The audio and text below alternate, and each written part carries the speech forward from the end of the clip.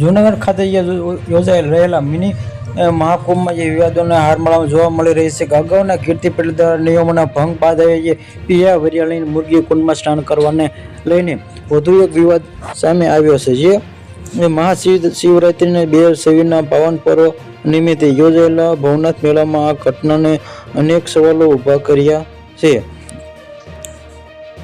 જો કે અહીં સૌથી મોટો સવાલ છે કે જે સર્જાય કે જ્યાં માત્ર સાધુઓને સ્નાન મંજૂરી હોય છે ત્યાં એક પુરુષ કેવી રીતે ઘૂસી ગયા અને જે કેમ સુરક્ષામાં કે પિયાવરિયાને ન ઓળખી શક્યા। જે સાધુ સંતોએ અને નાગા બાવા વચ્ચે સ્નાન કરતા પિયાવરિયા કેમ કોઈને ન દેખાય? શું વહીવટી તંત્ર પિયાવરિયા સામે કરશે ઠોસ કાર્યવાહી? શું ગેરકાયદે સ્નાન કરવાની પિયાવરિયાની ચૂકવણી પડી શકે છે? જો પ્રાપ્ત માહિતી અનુસાર જે પિયાવરિયા સાધુના જે સંતાનો સાથે મુરગી કુંડમાં જે સ્નાન કર્યું હતું, જે પરંપરા રીતે મુરગી કુંડના મહાશિવરાત્રિ દરમિયાન નાગા સાધુ અને અન્ય સંતો દ્વારા સ્નાન વિશેષ મહત્વ હોય કે તેમજ તે મંજૂરી હોય।